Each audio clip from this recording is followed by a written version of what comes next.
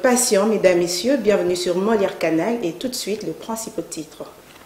Alphonse Ngoï Kassanji et Paul Tshilombo, tous députés, exigent la mise en œuvre de la Caisse nationale de la péréquation. Ils l'ont fait savoir à Vital Kamerhe avant son voyage pour le Parlement francophone au Canada. L'indépendance de la RDC, Moïse Katumbi pense que rien ne va. Voilà pourquoi il exige un dialogue car les élections n'ont pas répondu. Open Well, cette agence de voyage qui annonce un nouveau bureau à Kinshasa. Voilà tout pour ce sommaire. Dans quelques instants, je vous retrouve. Ouvrons ce journal par les messages du chef de l'État à l'occasion de la cession de la RDC à sa souveraineté nationale et internationale. Félix Tshisekedi Tshilombo insiste sur la protection de l'intégrité territoriale et promet de trouver des solutions à l'agression rwandaise. Suivez le récit de Fabrice Yembo. Mes très chers compatriotes, le défi sécuritaire auquel nous sommes injustement confrontés est complexe et exige une réponse collective, courageuse et déterminée de notre part. En cette journée sacrée de notre indépendance, je ne peux passer sous silence la grave situation sécuritaire qui secoue notre pays. Ce qui se passe à Kanyabayonga, à Kaini, au village du sud de Lubero ainsi que dans les territoires de Rutshuru, de Nyiragongo et du Masisi, constitue une agression flagrante contre notre souveraineté nationale et la paix de notre peuple. En ma qualité de président de la République et commandant suprême des forces armées et de la police nationale, je tiens à vous assurer de ma détermination inébranlable à défendre l'ensemble de notre territoire et à rétablir la paix. Nos vaillants soldats sont en première ligne et ensemble, nous triompherons de cette agression injustifiée. À nos frères et sœurs de Kanyabayonga et des régions avoisinantes, je veux exprimer ma profonde solidarité et ma compassion face aux souffrances que vous endurez. Votre courage et votre résilience sont une source d'inspiration pour la nation tout entière. Soyez assurés que je mets tout en œuvre pour rétablir la sécurité et protéger nos concitoyens.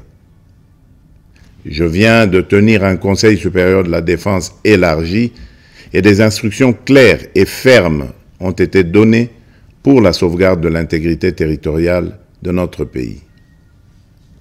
Ensemble, unis et déterminés, nous surmonterons ces épreuves et nous restaurerons la paix et la sécurité dans notre chère patrie. Mes très chers compatriotes, les forces extérieures hostiles qui agressent injustement notre pays évoquent le prétexte farfelu des supposées exactions commises contre les communautés rwandophones établies chez nous. Les justifications brandies par les auteurs connus de cette agression sont manifestement dénuées de tout fondement.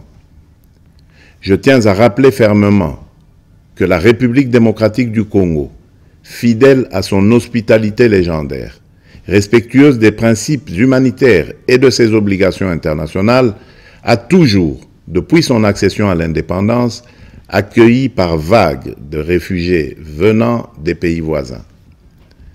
À titre d'exemple, la République démocratique du Congo a offert son hospitalité notamment aux communautés angolaises, burundaises et centrafricaines en raison de nombreux et violents conflits qui avaient secoué leur pays en son temps. Ces dernières ont toujours vécu en harmonie avec les 450 communautés autochtones et locales. La question des réfugiés est une préoccupation majeure pour notre gouvernement et nous la traitons avec sérieux, méticulosité et compassion. Cependant, le refus persistant de notre voisin de coopérer pleinement sur des questions essentielles, telles que convenues avec le Haut Commissariat des Nations Unies pour les réfugiés, complique la résolution de cette crise humanitaire. Prenant donc la mesure de l'héritage de notre indépendance, nous augmentons sensiblement les moyens de défense et de sécurité pour protéger avec plus d'efficacité nos frontières et nos populations. C'est pourquoi j'ai instruit le nouveau gouvernement de la République d'investir prioritairement dans le renforcement des capacités de l'État à sécuriser le territoire et la population, avec un budget cumulé sur les 5 ans représentant 20% du budget annuel, essentiellement destiné à poursuivre des actions de la montée en puissance de nos forces de défense et de sécurité. Le chef des services de l'IGF est soupçonné d'être l'acteur principal de la corruption en République démocratique du Congo. Une information erronée que regrettent la plupart des Congolais qui estiment qu'il y a contraste entre le chef de l'État qui les loue et ceux qui l'attaquent dans les réseaux sociaux. Reportage de la rédaction. IGF Oyotoutier, Inspection Générale ya Finance, Bomonique Banda Totia Yango, Makoki et Bandi Komono quand même na kati ya caisse ya l'État. Dans chaque discours du chef de l'État, l'IGF et son chef de service sont félicités. Comment être pour Fachi et contre Alinguete? Contraste. Depuis 2020 que Jules Alinguete a imprimé un autre système de surveillance des finances publiques, ce qui donne avantage au régime Tshisekedi, et bravo au chef de l'État pour ce choix judicieux. De contrôle a posteriori au contrôle concomitant, et a priori, le Trésor public a connu une santé financière inédite par cet appui de l'IGF au régime financier. En plus, le fidèle du chef de l'État avec une loyauté assurée ayant mérité la confiance du chef de l'État et a mis les prédateurs et criminels financiers aux mauvaises postures et à une insomnie éternelle. Ainsi, exprimant un défi sans occurrence avec bravoure et détermination engagée, Jules Alinguete ne jure que par la réalisation de la vision du chef de l'État sur la lutte contre la corruption et l'atténuation des antivaleurs, à l'occurrence la corruption et le détournement. Sans peur contre vent, et Marie Alinguete bénéficie de la bénédiction céleste, le peuple et le chef de l'État lui réservent un soutien indescriptible quels qu'en soient les coups et complots rougissent contre lui. Par ceux qui, par différents rapports, ont franchi le mur de Makala, liberté absente, qui font tout pour la déstabilisation, mais échec total parce que depuis la traque, aucun mandataire public ou gouverneur ni ministre, moins encore un politicien, n'osera soulever son petit doigt pour affirmer avoir corrompu le shérif de finances publiques Alinguete. Le dernier complot en date et raté, c'est celui avec les Indiens non autrement identifiés, mais des voleurs et évadés de la prison Sata de Makala. Fomenté contre ce patriote nationaliste Alinguete sur une affaire montée de toutes pièces et pourtant classée par l'équité de la justice congolaise à l'époque du procureur homme de rigueur Mumba. Donc pour dire, rien à reprocher aux gendarmes financiers de la République démocratique du Congo. Tous ces papiers aux mauvaises signatures falsifiées viennent pour la 1e fois. Même le chef de l'État a déjà vu et compris cette affaire, donc rien de nouveau sous le soleil. L'appui et le pilier du régime Fachi Alinguete reste inébranlable et rassurant dans son silence légendaire.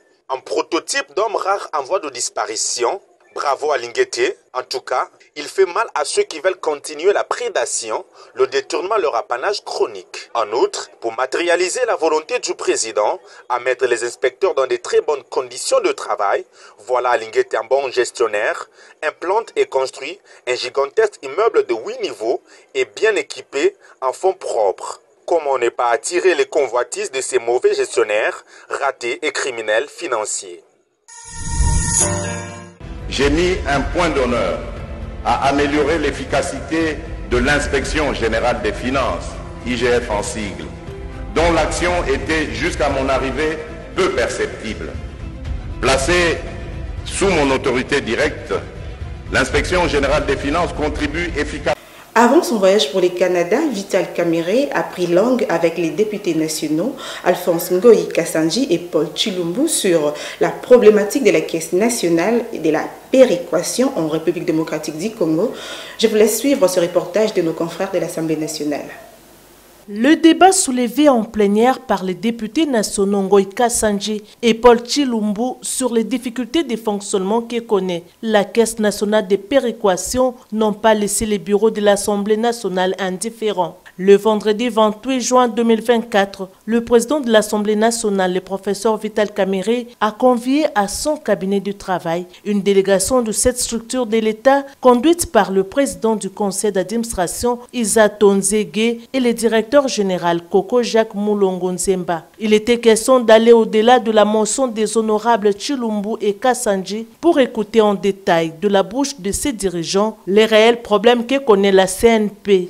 Il s'agit ici de la Caisse nationale de péréquation, tirée de la Constitution, l'article 181, étant donné que c'est ici même que cette loi a été créée et c'est ici où la Caisse nationale de péréquation viendra restituer sa gestion au niveau des deux chambres.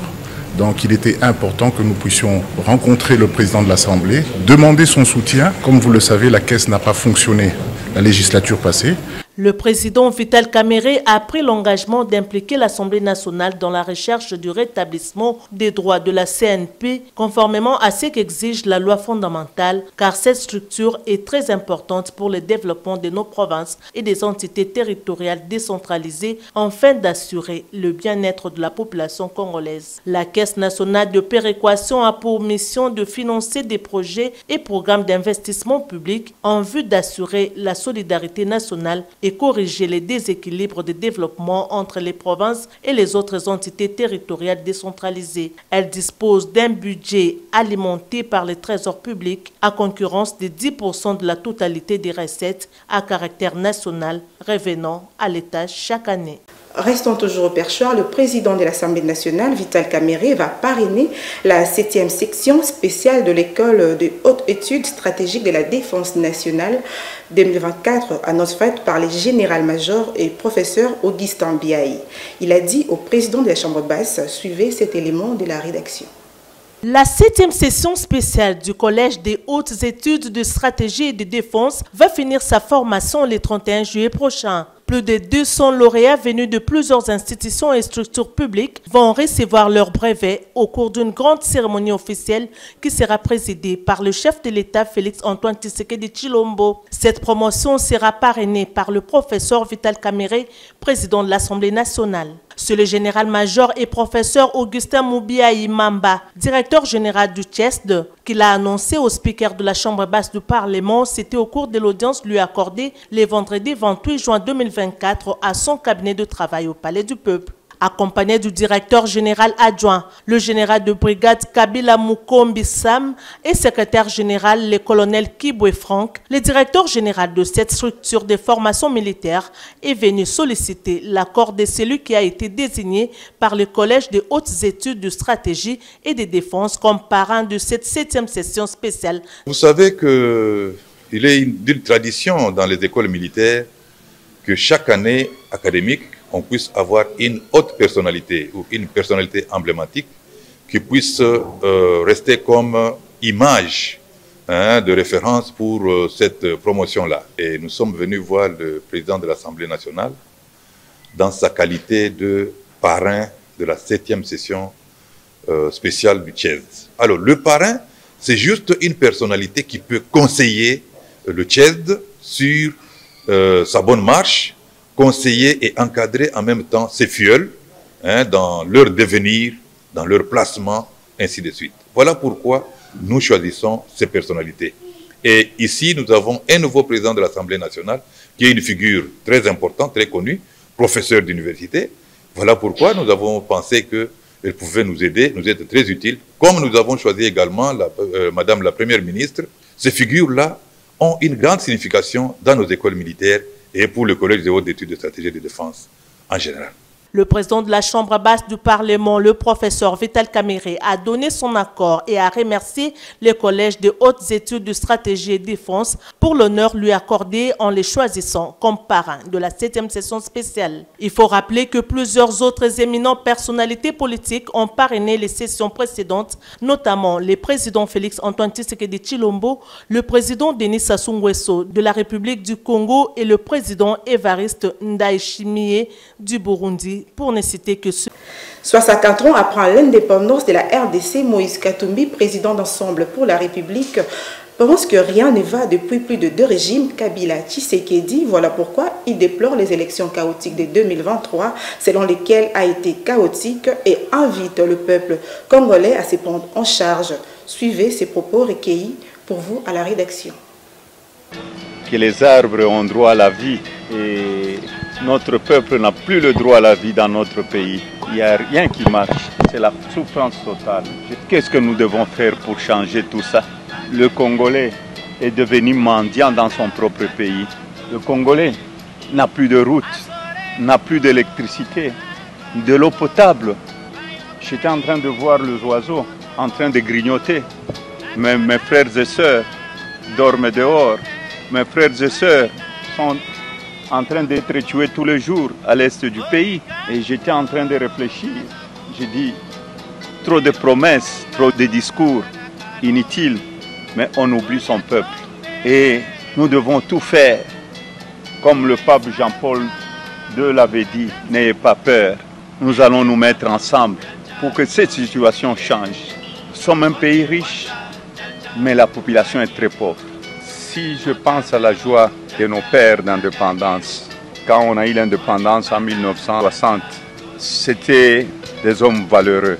Ils aimaient leur pays. Aujourd'hui, je me pose la question si nous pouvons encore fêter le 30 juin. Si je pense à mes frères et sœurs de l'Est qui sont en train de mourir chaque jour, si je pense à mes frères et sœurs de la diaspora qui se réveillent très tôt le matin pour nourrir leurs frères et sœurs, leurs enfants qui sont encore chez nous au pays, je me pose la question, qu'est-ce qui ne marche pas dans notre pays? Le social ne marche plus. La justice, nous avons de bons juges, mais il y a l'ingérence dans la justice. Nous cultivons seulement la haine, le tribalisme, le népotisme, la criminalité, le banditisme. Est-ce que nous pouvons encore fêter? Quand vous organisez dans un pays des élections chaotiques pour mettre au pouvoir des gens qui n'ont pas été votés, vous croyez que nous pouvons nous en sortir? C'est le seul pays où on trouve des gens avec plus de machines à voter dans leur propre maison et personne n'est incarcéré. Au lieu de réduire le train de vie de l'État pour que la population puisse s'en sortir, les gens aujourd'hui dans notre pays ne savent même pas enterrer le mort parce qu'ils n'ont pas de l'argent pour enterrer leurs frères et sœurs. Ils doivent toujours dépendre de la diaspora. Or, nous avons un pays très riche. Est-ce que nous pouvons nous dire que nous avons un pays très riche? Non. Malheureusement, nous avons des voleurs. Au lieu de penser à la population, on voit des gens qui ont volé, des gens qui roulent carrosse dans notre propre pays, et des citoyens, des innocents. Je pense à Mike Mukebai, à la fille Gloria et son compagnon de lutte. Donc, des gens qui sont incarcérés parce qu'ils ont voulu marcher contre la faim. Et c'est ça un pays que nous cherchons. Jean-Marc Kabound, tout ce monde-là, moi je crois, il est temps pour le peuple congolais de nous mettre ensemble et de dire non à cette dictature, non au tribalisme, non à ce qui se passe dans notre pays. Donc, pour moi, je ne veux pas fêter. Pour moi, nous devons réfléchir. Pourquoi ça ne marche pas? Mes chers amis, soyons quand même sérieux. Je crois que le pays appartient à tout le peuple congolais. Vous savez, ce n'est même pas une question. On n'a pas le droit de changer cette constitution. En 2015, j'avais prononcé pas de troisième faux penalty. Et nous nous sommes battus pour ça. Et nous nous battrons pour ça. Le vrai changement de la constitution, c'est le social de la population congolaise. Les infrastructures au pays, les routes, la santé, les écoles. Il n'y a rien qui marche au pays. La souffrance est totale. C'est parce qu'on veut s'éterniser au pouvoir? Non, il y a un temps pour tout. Donc nous devons savoir que nous sommes tous passagers sur cette terre. Nous avons une très bonne constitution, mais nous avons des leaders qui manquent de vision. Ce Congo ici, avec le programme qu'on avait, on allait le transformer avec cette même constitution. Et les gens allaient suivre le modèle de notre pays. Donc pour moi, la constitution est sacrée, on ne doit pas la toucher. Je me suis battu en 2015. Si j'ai démissionné, c'était pour qu'on ne touche pas la constitution. Après et avant l'indépendance de la RDC, Papi Mouya, cadre et communicateur de l'UDPS, estime que le père de l'indépendance ont fait leur part pour la relance du développement et l'actuel président Félix Antoine Tshisekedi Tshilombo n'a pas hésité de booster les pays. Suivez ces commentaires de Christelle Moussika. Il s'est tenu à Kinshasa une conférence de presse organisée par Papi Mouya Boukassa, communicateur de l'UDPS Tshisekedi, ce dimanche 31 juin au numéro 1 de l'avenue de la Poste dans la commune de Limete. Un thème a été retenu entre l'indépendance de la RDC et les pouvoirs de Félix Antoine Tshisekedi Tshilombo. Du haut de sa tribune, Papi Mouya Boukassa a dépeint l'historique de l'indépendance jusqu'à la prise du pouvoir de Félix Antoine Tshisekedi. Notion et indépendance, s'il faut qu'on puisse en parler, on peut prendre toute une journée. Mais je peux vous confirmer que la République démocratique du Congo est indépendante, c'est vrai. Depuis le 30 juin, ça fait aujourd'hui 64 ans que notre pays est indépendant. Ça fait 64 ans. Donc, qu'est-ce qu'on doit faire pour que le pays, pour que l'indépendance soit effective et remarquable? On doit tous se battre. Chacun doit mettre en jeu ce qu'il a pour le développement de son pays. La solution est trouvée pour le voyageur à destination du monde entier. L'agence de voyage Opewell annonce l'ouverture de son nouveau bureau à Kinshasa, capitale de la République démocratique du Congo. Les détails avec Elsie Sido. Bonne nouvelle pour la République démocratique du Congo. Opewell Multiservice ouvre ses portes pour un service de qualité. Pour voyager avec confiance et sérénité, l'agence de voyage Opewell Multiservice vous met en confiance avec un accompagnement très sûr. Vous souhaitez un voyage de rêve et avec quiétude, l'agence de voyage Opewell Multiservice est votre partenaire de confiance pour des voyages inoubliables. Facilitons le voyage. Nous avons des visas de regroupement familial. Nous avons le visa pour les étudiants. Alors pour les étudiants, j'insiste un peu plus. Pourquoi? Parce qu'au Congo, nous avons beaucoup d'agences qui facilitent à obtenir le visa d'études et tout. Mais nous, c'est quand même particulier, spécial. Pourquoi? Parce que nous sommes en partenariat avec beaucoup d'universités, que ce soit au Canada, en Angleterre, Schengen en général, en Australie. Par le canal de notre partenaire que beaucoup ne connaissent pas, je cite Kaplan International. Et aussi, nous ne proposons pas seulement à nos clients ce que nous avons comme offre, nous sommes là aussi pour écouter nos clients. Je suis en tout cas mieux placé pour ce qu'on appelle la propagande par excellence, pour chasser les doutes et ramener la confiance, parce qu'avec Opewell Multiservice, il n'y a que la confiance, pas autre chose. N'attendez pas, achetez vos billets des vols nationaux et internationaux de toutes destinations possibles dans une seule adresse. Nous sommes Opewell Multiservice, une agence de voyage située sur l'avenue du Lyre au numéro 175 bis, quartier Golf dans la commune de La Gombe. Référence restaurant WhatsApp dans l'immeuble Résidence Pauline au 6e niveau, local 602. Pour plus de détails, joignez-nous au 082 19 57 156 ou au 099 28 55 647. Avec nous, partez l'esprit tranquille et faites de vos déplacements une expérience exceptionnelle. Il est temps de voyager et commencer l'aventure avec Opewell Multiservice. Bavre Banarout Mokali, cette association mobilise la population congolaise dans cette juridiction autour du concept Yebanga na Yebayo Toyebana. Ce message est adressé aux habitants de la Tchangou. Bienvenue chez là, était en reportage.